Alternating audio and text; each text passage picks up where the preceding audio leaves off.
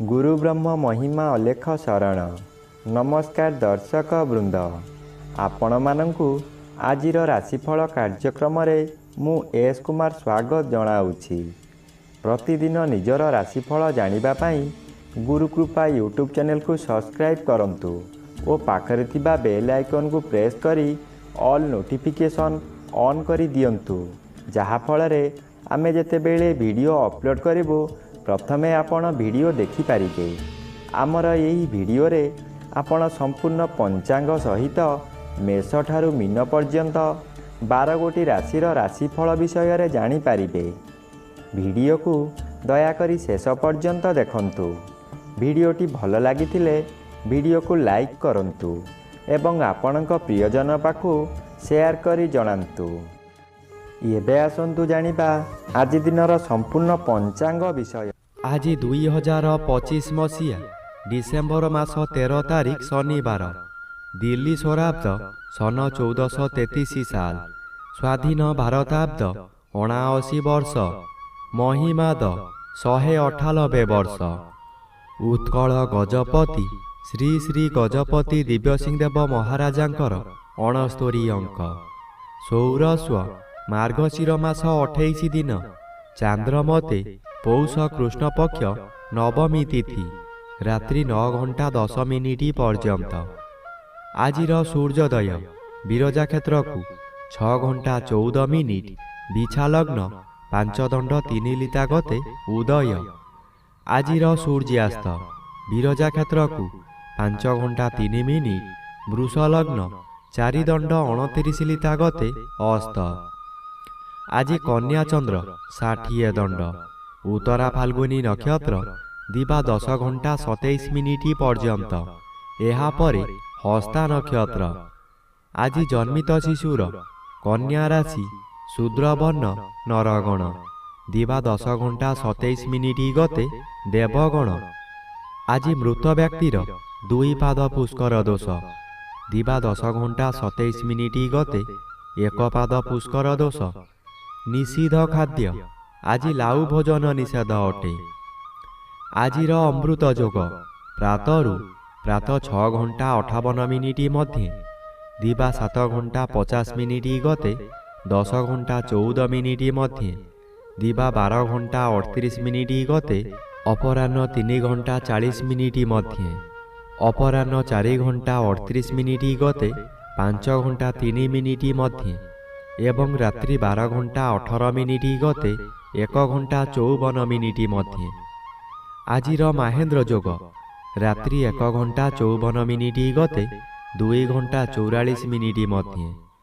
आजिर काल बेला प्रातः दिवा 8 घंटा 8 मिनिट मध्य एवं अपराह्न 4 घंटा 6 मिनिट गते 5 घंटा 3 मिनिट मध्य। आजिर 12 बेला दिवा 12 घंटा 53 मिनिट गते 2 घंटा 30 मिनिट मध्य। आजिर काल रात्रि अस्तरु संध्या 6 घंटा 41 मिनिट मध्य एवं शेष रात्रि 3 घंटा 32 मिनिट गते 5 घंटा 56 मिनिट मध्य। आजिर राहु काल पूर्वाह्न 9 घंटा ठारू 10 घंटा 30 मिनिट मध्य। आज वृष राशिर घात चंद्र, दिवा 10 घंटा 27 मिनिट गते वृष राशिर घात नक्षत्र, रात्रि 9 घंटा 10 मिनिट मध्य सिंह राशिर घात तिथि। एहापरे बिछा राशिर घात तिथि। वृष राशि, सिंह राशि और कन्या राशिर घात बार।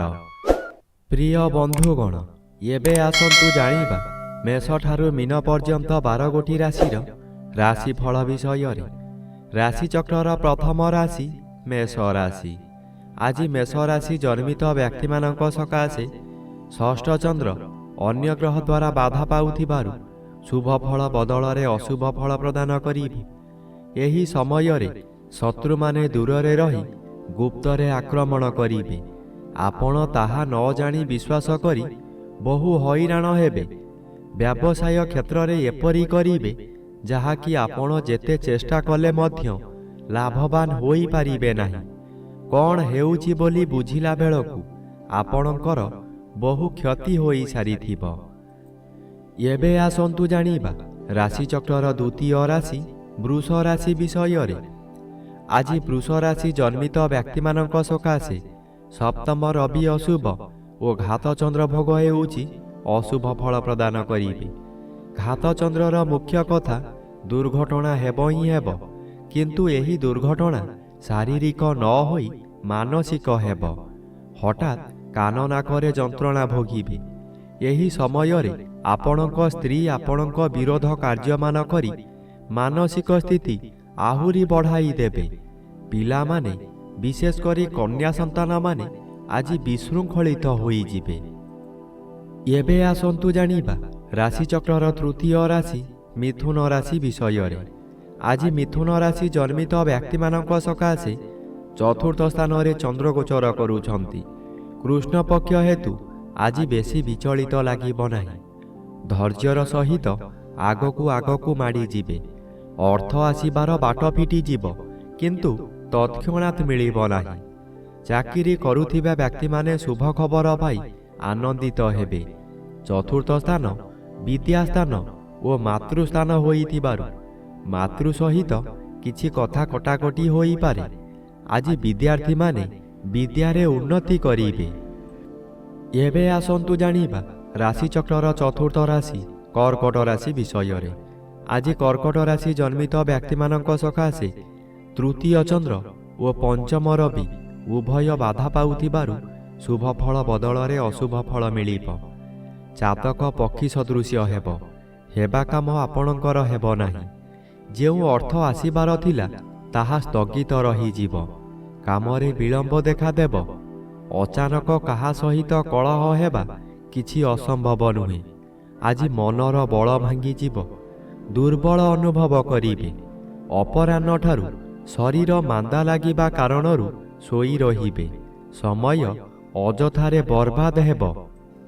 ଏବେ ଆସନ୍ତୁ ଜାଣିବା ରାଶିଚକ୍ରର ପଞ୍ଚମ ରାଶି ସିଂହ ରାଶି ବିଷୟରେ। ଆଜି ସିଂହ ରାଶି ଜନ୍ମିତ ବ୍ୟକ୍ତିମାନଙ୍କ ସକାଶେ ଦ୍ୱିତୀୟ ସ୍ଥାନରେ ଚନ୍ଦ୍ରଗୋଚର କରୁଛନ୍ତି। ଅଶୁଭ ଫଳ ପ୍ରଦାନ କରିବେ। ଘାତ ତିଥି ଓ ଘାତ ବାର ଭୋଗ ହେଉଥିବାରୁ ଅଶୁଭ ଫଳ ଆହୁରି ବୃଦ୍ଧି କରାଇବ। ଆପଣ ବହୁ ସମାଲୋଚନାର ଶିକାର ହୋଇପାରନ୍ତି। ଆପଣ ଯେଉଁ କାର୍ଯ୍ୟ କରିବେ ତହିଁରେ ପ୍ରତ୍ୟେକ ବ୍ୟକ୍ତି ପ୍ରବଳ ବିରୋଧ କରିବେ। ଏହି ସମୟରେ ଆପଣଙ୍କର ନାସା କର୍ଣ୍ଣ ଚକ୍ଷୁ ଆଦିରେ ଆଘାତ ଲାଗିପାରେ। ସାମାନ୍ୟ କଥାରେ ଆପଣ ଉତ୍ତେଜିତ ହୋଇଯିବେ ଓ ନିଜ ଜିଦ୍ ରଖିବାକୁ ଯାଇ ବହୁତ ଅର୍ଥହାନି କରିବେ। ଏବେ ଆସନ୍ତୁ ଜାଣିବା ରାଶିଚକ୍ରର ଷଷ୍ଠ ରାଶି କନ୍ୟା ରାଶି ବିଷୟରେ। ଆଜି କନ୍ୟା ରାଶି ଜନ୍ମିତ ବ୍ୟକ୍ତିମାନଙ୍କ ସକାଶେ ଶ୍ରୀଚନ୍ଦ୍ର ଗୋଚର କରୁଥିବାରୁ କିଛି ଶୁଭ ଫଳ ମିଳିବ। ଏହି ସମୟରେ ଗୃହରେ କିଛି ମାଙ୍ଗଳିକ କାର୍ଯ୍ୟ ହୋଇପାରେ। ଖୁବ୍ ଧୁମ୍ଧାମ୍ରେ ଆନନ୍ଦ ଉତ୍ସବ ପାଳିବେ। ନିଜ ପାଖରେ ଅର୍ଥ ଥାଉ କି ନଥାଉ ସ୍ୱାଦିଷ୍ଟ ଭୋଜନ କରି ନିଜେ ଭୋଜନ କରିବା ସହିତ ପରିବାର ଲୋକଙ୍କୁ ଖୁଆଇ ଆନନ୍ଦ ଅନୁଭବ କରିବେ। ଆଜି ଦିନରେ କଦାପି ନୂତନ ଗୃହ ଆରମ୍ଭ କରନ୍ତୁ ନାହିଁ। ଗୃହ ଆରମ୍ଭ କଲେ ତାହା ଅଧାରୁ ବନ୍ଦ ହୋଇପାରେ କିମ୍ବା କୌଣସି ଅଘଟଣ ଘଟିପାରେ। ଏବେ ଆସନ୍ତୁ ଜାଣିବା ରାଶିଚକ୍ରର ସପ୍ତମ ରାଶି ତୁଳା ରାଶି ବିଷୟରେ। ଆଜି ତୁଳା ରାଶି ଜନ୍ମିତ ବ୍ୟକ୍ତିମାନଙ୍କ ସକାଶେ ଦ୍ୱାଦଶ ସ୍ଥାନରେ ଚନ୍ଦ୍ରଗୋଚର କରୁଛନ୍ତି। କୃଷ୍ଣ ପକ୍ଷ ହେତୁ ଶୁଭ ଫଳ ପ୍ରଦାନ କରିବେ। କୌଣସି ଦୂର ସ୍ଥାନକୁ ଯାତ୍ରା କରିବାର ଥିଲେ ଆଜି ନିର୍ଭୟରେ ଯାତ୍ରା କରନ୍ତୁ।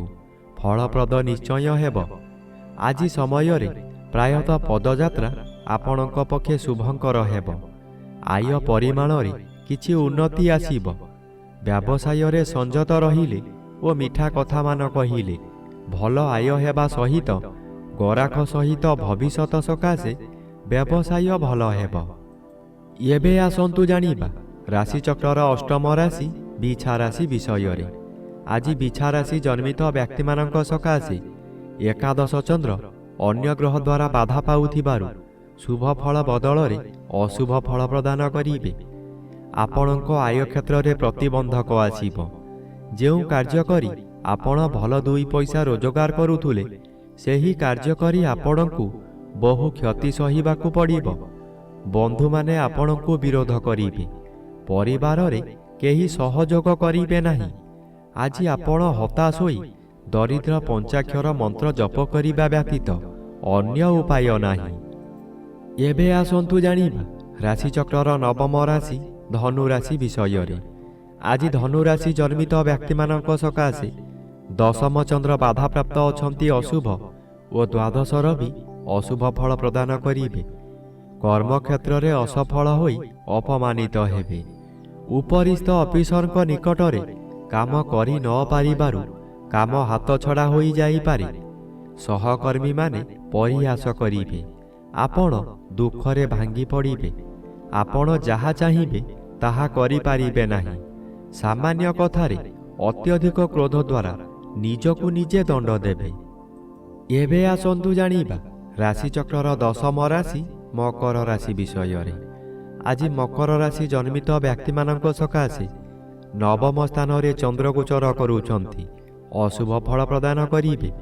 ପିତୃପୀଡ଼ା ଓ ଗୁରୁଜନ ପୀଡ଼ା ଦେଖାଦେବ। ଯେଉଁଆଡ଼େ ଯିବେ ଆପଣଙ୍କୁ ଲୋକମାନେ ପରିହାସ କରିବେ। ଯେଉଁ ଲୋକ ଆପଣଙ୍କୁ ସମ୍ମାନ ଦେଉଥିଲେ ସେହି ଲୋକମାନେ ପରିହାସ କରିବେ। ଆପଣଙ୍କର ଦୋଷ ଦୁର୍ବଳତା ସବୁ ପଦାରେ ପଡ଼ିଯିବ। ଘୋର ଅପମାନରେ ଜର୍ଜରିତ ହୋଇ ମଥା ବିଚଳିତ ହୋଇଯିବ। ଆଜି ଆପଣ ଯାହା ଚାହିଁବେ ତାହା କରି ନ ପାରି ଅବସାଦ ଭୋଗିବେ। ଏବେ ଆସନ୍ତୁ ଜାଣିବା ରାଶିଚକ୍ରର ଏକାଦଶ ରାଶି କୁମ୍ଭ ରାଶି ବିଷୟରେ। ଆଜି କୁମ୍ଭ ରାଶି ଜନ୍ମିତ ବ୍ୟକ୍ତିମାନଙ୍କ ସକାଶେ ଅଷ୍ଟମ ସ୍ଥାନରେ ଚନ୍ଦ୍ରଗୋଚର କରୁଛନ୍ତି। ଅତି ଅଶୁଭ ଫଳ ପ୍ରଦାନ କରିବେ। ଏହି ସମୟରେ ଆପଣ ଯେଉଁ ସ୍ଥାନକୁ ଯିବେ ସେଠାରେ କଳହ ହେବ। ବିଭିନ୍ନ ପ୍ରକାର କ୍ଷତି ହୋଇ ଆପଣଙ୍କର ମଥା ବିଚଳିତ ହୋଇଯିବ। ରାସ୍ତାରେ ଯିବା ସମୟରେ ଆପଣ ଅନ୍ୟମନସ୍କ ହୋଇପାରନ୍ତି। ସାବଧାନ ନ ରହିଲେ ଯାନବାହନ ଦୁର୍ଘଟଣାକୁ ଏଡ଼ାଇ ଦେଇ ହେବ ନାହିଁ। ଏହି ସମୟରେ ଆପଣଙ୍କୁ ଗରମ ଜ୍ୱର ମଧ୍ୟ ହୋଇପାରେ। ଏବେ ଆସନ୍ତୁ ଜାଣିବା ରାଶିଚକ୍ରର ଦ୍ୱାଦଶ ବା ଶେଷ ରାଶି ମୀନ ରାଶି ବିଷୟରେ। ଆଜି ମୀନ ରାଶି ଜନ୍ମିତ ବ୍ୟକ୍ତିମାନଙ୍କ ସକାଶେ ସପ୍ତମ ସ୍ଥାନରେ ଚନ୍ଦ୍ରଗୋଚର କରୁଛନ୍ତି। ଶୁଭ ଫଳ ପ୍ରଦାନ କରିବେ। ଏହି ସମୟରେ ଚାକିରି ନ ପାଉଥିବା ବ୍ୟକ୍ତି ଚାକିରି ପାଇପାରନ୍ତି। ଚାକିରି କରୁଥିବା ବ୍ୟକ୍ତିମାନଙ୍କର ପଦୋନ୍ନତି ହୋଇପାରେ। ବ୍ୟବସାୟ କରୁଥିବା ବ୍ୟକ୍ତି ଅଧିକ ବ୍ୟବସାୟକୁ ବୃଦ୍ଧି କରିପାରନ୍ତି। ଉତ୍ତମ ରୂପେ ବ୍ୟବସାୟ ଚାଲିବ। ଆଶାଠାରୁ ଅଧିକ ଲାଭ କରିବେ। ପରିବାରକୁ ନୂତନ ବନ୍ଧୁ ଆସିପାରନ୍ତି। ଅବିବାହିତ ମାନଙ୍କର ବିବାହ ପ୍ରସ୍ତାବ ଆସିପାରେ।